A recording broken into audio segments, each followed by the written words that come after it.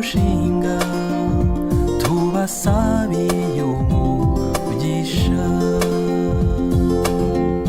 Data mwiza wo mwijuru, nkuko kera washyingiye Adamu na Eva, ngwino uyobore ubukwe umugisha aba bombi n'amahoro adashira. Bazabyare bazaheke bayobowe n'umwuka wawe.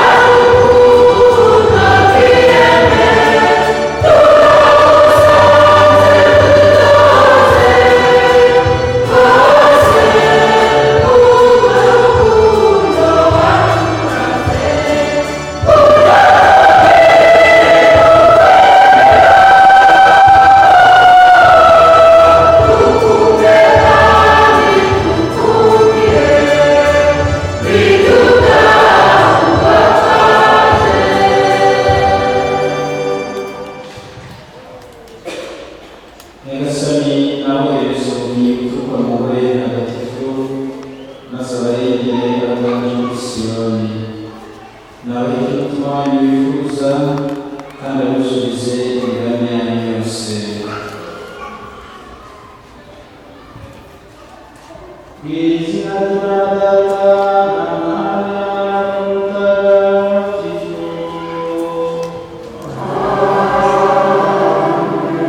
Imana yacu Yesu Kristo n'urukundo rw'Imana Data n'ubusabane bw'Umutagatifu namwe.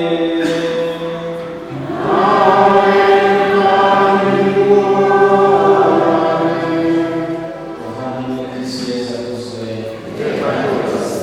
Tugire umwiyoboro kugira ngo dushyigikire tugendanye umubano wabo, tubaherekeze n'isengesho risonga gukorwa n'umwuga w'Isabira, tubatura Imana n'umubyeyi Bikira Mariya kugira ngo Nyagasani agendane namwe mu rugendo rwo kubaka urugo, akaba ari urugendo ruganisha ku butagatifu, urugendo rwo gufatanya, urugendo rw'urukundo. Tubasabire tunasabira ingo zose kugira ngo zongere zakire n'Imana no kuziyobora, zigatuma zibasha gukora ubutumwa bwazo neza nk'uko Kiliziya ibyifuza. Rero kutugira ijambo ry'Imana turateguriwe, turatangira mu Kiliziya n'ibyaha byacu kugira ngo byose tuzabikora mu mutima usukuye.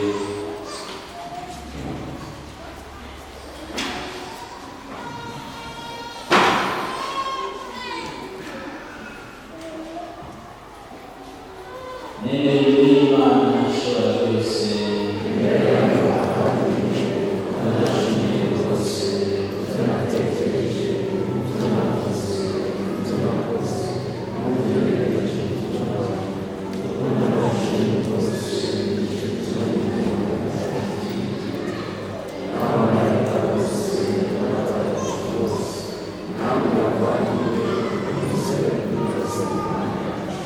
Imana ishobora byose, tutabare iyikiza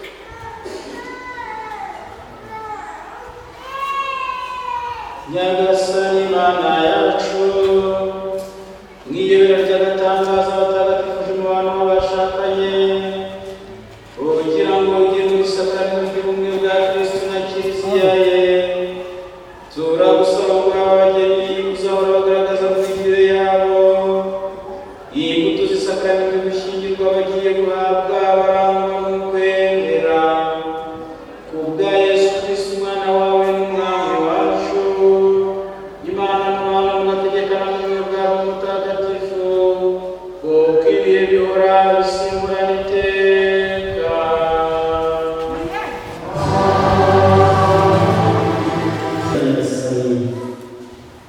Koko rero umugabo agenga umugore we nk'uko Kristo agenga Kiliziya akanayibera umutwe ukiza buri wose.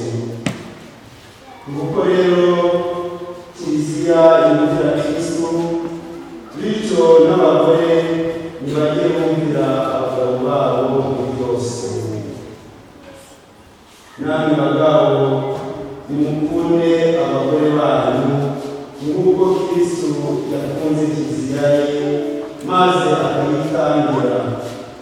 Yarayitagatifuje ayisukuza amazi n'ijambo riherekeza kugira ngo ayihingutse imbere ye ibengerana ndabwandu n'iminkanyari cyangwa n'imwenge, ahubwo ari Kiliziya ntagatifu kandi itagira amakemwa. Nguko uko abagabo bagomba gukunda abagore babo, mbese n'imibiri yabo bwite. Ukunda umugore we aba yikunze ubwe. Koko rero ntawigeze yanga umubiri we, ahubwo arawugaburira akawitaho cyane, mbese nk'uko na Kristo agenzereza Kiliziya. Muyoboye se ko turi ingingo z'umubiri we, nk'uko ibyanditswe bivuga ngo nicyo gituma umugabo azasiga se na nyina akifatanya n'umugore we bakaba umubiri umwe. Iryo yobera rirakomeye, cyakora ibyo bivuze kuzirikana Kristo na Kiliziya. Nuko rero namwe buri mugabo nakunde umugore we uko yikunda, n'umugore yubahe umugabo we. Iryo ni ijambo ry'Imana.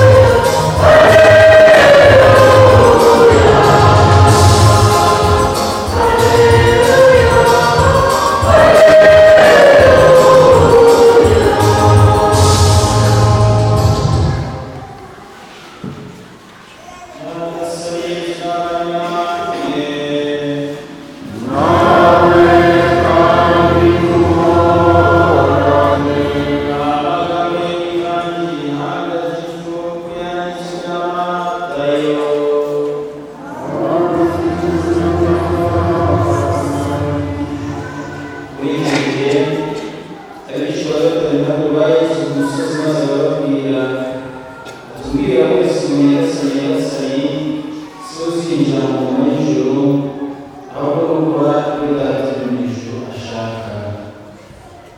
Benshi bazambwira umunsi bati nyagasani se twahamye mu izina ryawe, se twugaye no mu izina ryawe, se twakoze ibitangaza byinshi mu izina ryawe. Ngo nzababwira sinigeze mbamenya, nimwigireyo abakozi b'Imana. Nuko rero umuntu wese wumva ayo magambo maze kuvuga kandi akayakurikiza ameze nk'umuntu w'umunyabwenge wubatse inzu ye ku rutare. Imvura yaraguye, imivu iratemba, imiyaga irahuha, ikoranira kuri ya nzu ariko ntiyatemba kuko yari yubatse ku rutare. Naho umva wese aya magambo maze kuvuga ntayakurikize ameze nk'umuntu w'umusazi wubatse inzu ye ku musenyi. Imvura yaraguye, imivu iratemba, imiyaga irahuha, ikoranira kuri ya nzu irahirima ihinduka ubushingwe. Yesu amaze kuvuga ayo magambo, rubanda batangara ibyo yigishije, kuko yigisha nk'umuntu ufite ububasha atazi nk'abigisha amategeko yabo. Iyo ni Ivanjili ntagatifu.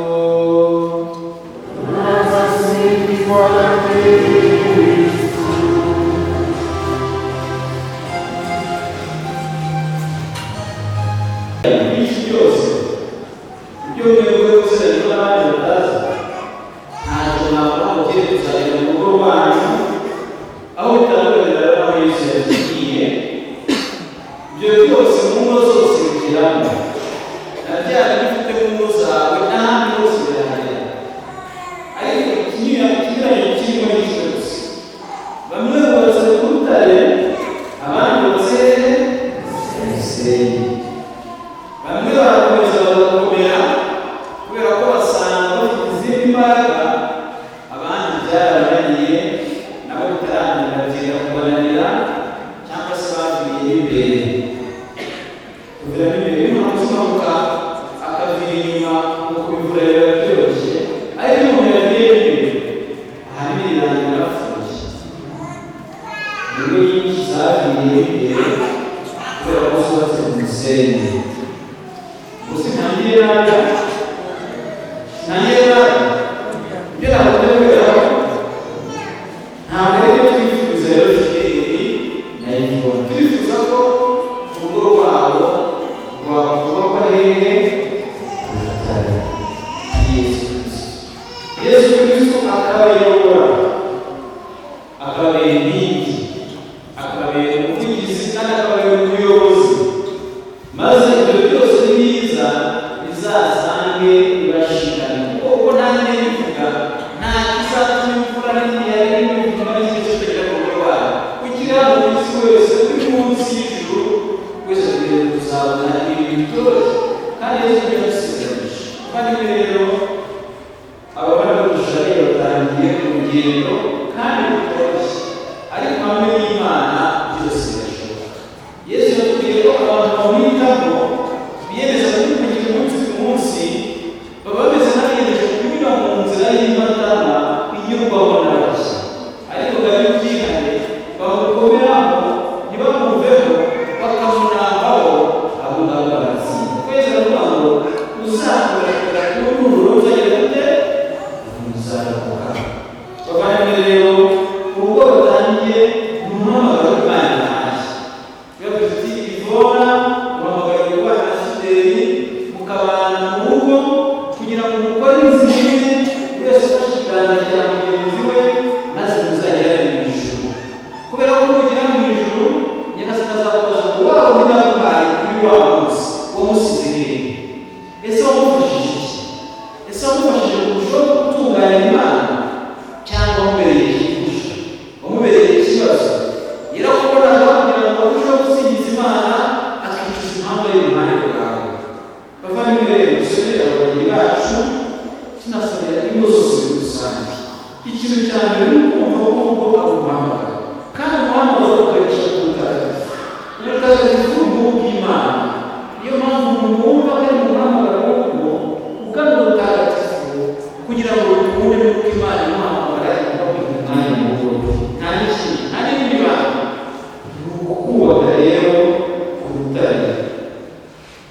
Yesu rero akavuga ngo abavuga ngo nyagasani baririmba cyane abo ntabwo bose ijana mu y'Imana, ahubwo ni abakora ibyo data wo mu ijuru ashaka. Bongera kubiririmba murakunda byari by'igihe by'ibyo bigezweho, ibyo barabivuga n'abasazi basize barabibwirana n'abandi bari byabo babibwirana, wowe uvuye umugore wawe umukunda bigaragaza ibikorwa. Rero kuba ngo babivuga amagambo araguka ariko ibikorwa bigasigara. Garagaza ibikorwa rero kuko ugiye kubana n'ibimara fideli, bigaragaza ibikorwa bifatika mu rugo rwawe. Urukundo mwashakanye rugaragariza ibikorwa bifatika, akubone n'Imana, akubone n'umuntu muzima, akubone n'intumwa y'Imana mu rugo. Tuba twifuza ko buri wese mu rugo yabona mugenzi we n'intumwa y'Imana mu rugo, nk'umuhanuzi w'Imana. Iyo rero uwo mwashakanye atangiye kubona n'intumwa ya se kiri mu rugo, ujya kugaragara ku buryo yiruka mu rugo none umunsi biragenda, wamara kugenda nyabana kwisanzura, bagaseka, abashyitsi bakaza, icyo gihe wakora intumwa ya se kiri mu rugo rwawe. Turasaba rero dusaba kugira ngo abavandimwe ibyo babwiranye ko bakundana tutabizi barabibwiranye bizagaragare mu bikorwa. Ibyo Pawulo yatubwiye, abagabo bakunde abagore babo mu bikorwa, n'abagore babo mu bikorwa. Ibyo ngibyo bikorwe kuko Kristo yakunze Kiliziya ye, ayikunda gute? Ni ukuyikunda yitangira, akayibera umutwe ukikiza umubiri wose. Ni ukuyikunda yemera kuyibabarira. Kristo rero akubabarira Kiliziya.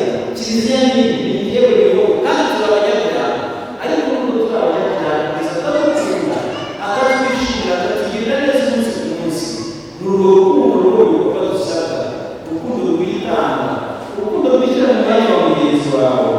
Bavandimwe rero, duhuze umutima, duhuze isengesho, duhuze ukwemera, duhuze amajwi y'igitambo cy'Ukarisitiya, dusabire Fideli neza kugira ngo urugo rwabo mu byo bakora byose umunsi ku munsi bajye bizera ko rwabo rwubatse ku rutare, bajye bizera ko buri wese mu rugo rwe ari intumwa y'Imana kuri mugenzi we, atari intumwa ya se y'umugizi wa nabi. Maze bizakora rero intangarugero, urugero ku bandi, urugero ku babyiruka, urugero ku zindi ngo tukavuga ati bariya bana babyiruka rero ko tubona babanye neza, ko tubona bakundanye imyaka itatu, ko tukaba tumaze 10 myaka tunabizi banga n'ibihe, kuba bafatanya kubegera bagisha inama, kagaragaza turihanganirana, dufatanya isengesho, uturukozo tudushyira hamwe. Abavandimwe rero abashyigikiye barabakunda kandi barabasabira, namwe mushyire akanyu kugira ngo Nyagasani akomeze abafashe mu byo bifuza. Nyagasani Yesu namwe imbere kugira ngo noneho ibyo bifuza imbere y'Imana na Kiliziya babihamye mu mvugo kandi bazabishyire no mu ngiro, bayigira ndetse babahagarariye kugira ngo buri wese amwumve isezerano rye.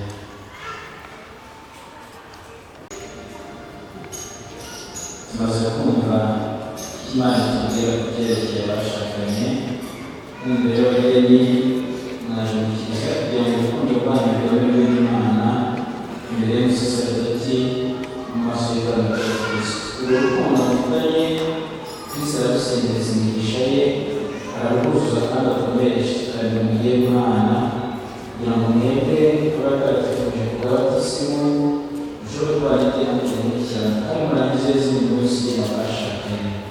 Niyo mpamvu imbere y'ikoraniro ry'Abakristo nshaka kubabaza ngo mumbwire uko mutekereza mu mutima wanyu ibyerekeye isezerano mwifuje kugirana. Muje gusezerana ku bwanyu, bitarimo agahato gaturuka ku bandi, ku bwanyu.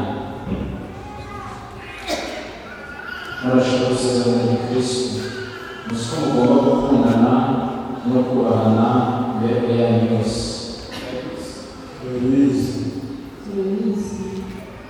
Muzi ko abashakanye bagomba kwakira urukundo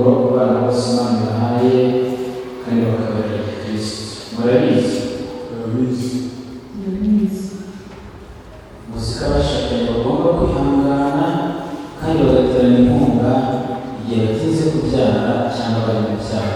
Nabyo murabizi. Murabizi. Ubwo mwifuje kugirana isezerano ry'ishyingirwa butagatifu muhana ibiganza, maze imbere y'Imana na Kiliziya mwabwira undi isezerano rye.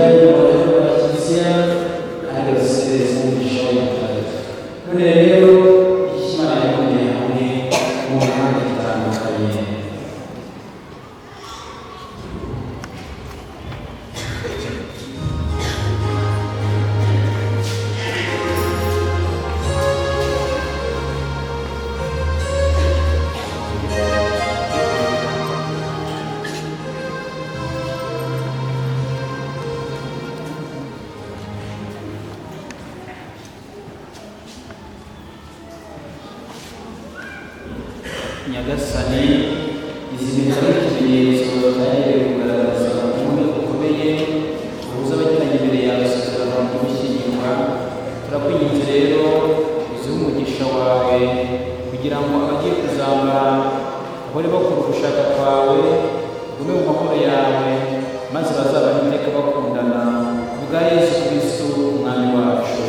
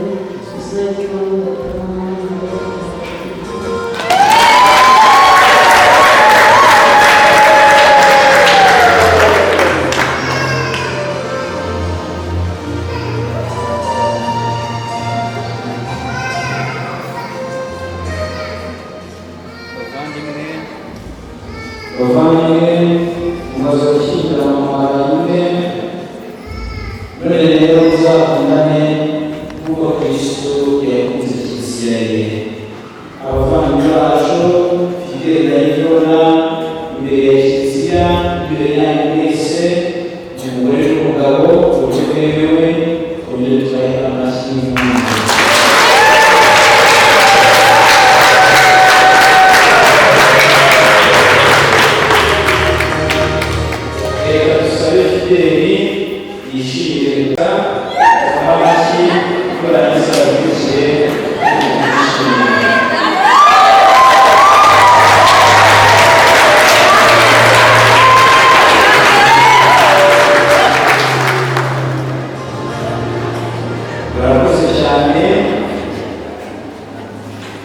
bagiye kumanza kuko isengesho risabira urugo rwabo, nibarangiza kwisabira natwe tukaza guhaguruka tubasabire kugira ngo urugo rwabo ruzavuga rutare ari rwo Yesu Kristo. Barapfukama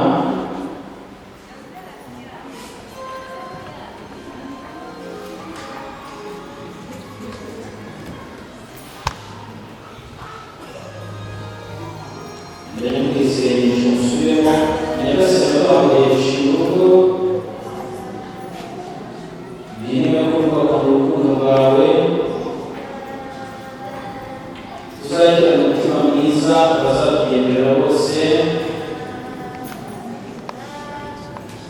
kandi ruzabe uburuhukiro bw'abafite intimba. Dutoze gufashanya tujye imbere dushyigikiwe nawe. Dutoze gukora ugushaka kwawe iminsi yose y'ubuzima bwacu, gukora ugushaka kwawe iminsi yose y'ubuzima bwacu. Dutoze kugisha inama no kwisunga mu migambi yacu. Dutoze kuduha ibyishimo byacu n'amagorwa yacu. Dutoze gufasha abantu bazavuga kuyoboka, maze rero nyagasani wowe ukunda ubuzima, turishimiye urukundo waduhaye kandi tugusabye kudukoreza. Amen. Amen. Nimuhaguruke rero natwe twese tuhaguruke tuvuge amasengesho rusange dusabira urugo rushya muri Kiliziya.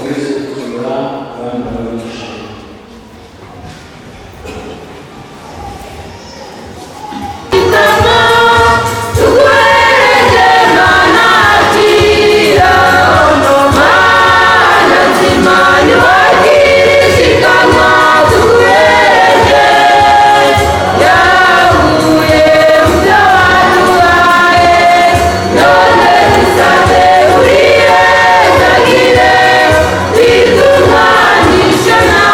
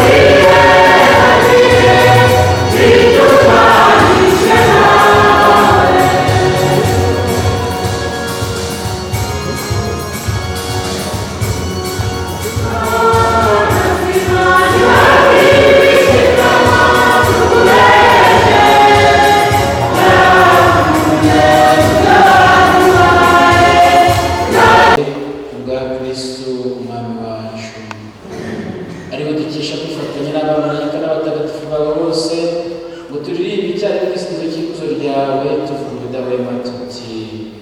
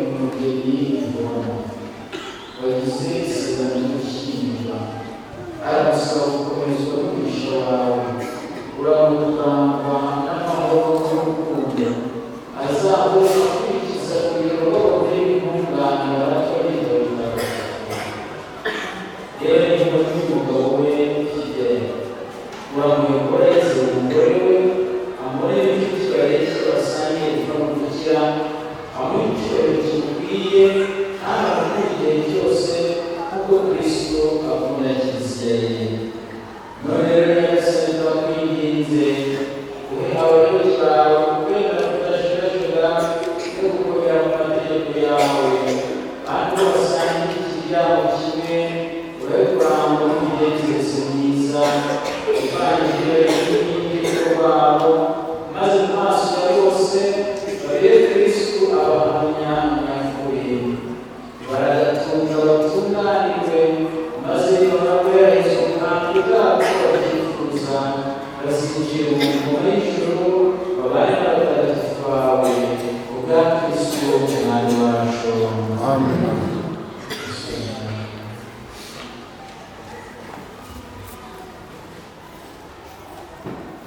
Nyagasani turakwinginga ikizigaramo byose by'umusagaza w'amahwemo zazibengere zikize icyaha cyose zirinde n'amakuba yose, iyo gitegereje yanyuze mu mahire no kuza kumukiza wacu Yesu Kristo. Rwanda ashimwe Kristo ari byawe Nyagasani iteka ryose. Nyagasani Yesu Kristo wabwiye intumwa zawe turasigira amahoro kandi amahoro yanjye ubike ku byaha byacu aho gukorera kwa Kiliziya yawe, maze ubushake bwawe n'amahoro kandi n'umubiri umwe ubaho ugateka byose. Amen. Nimugire iteka amahoro ya Nyagasani bayahorane nawe. nimwifurize amahoro.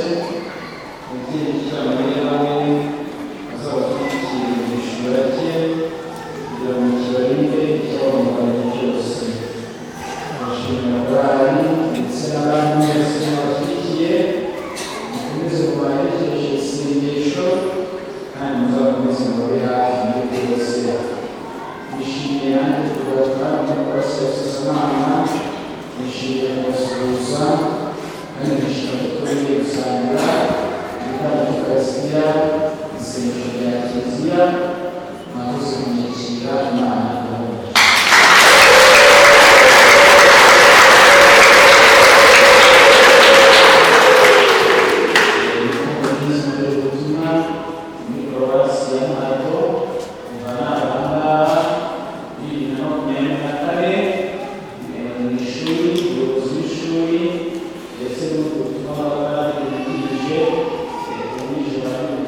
Gracias.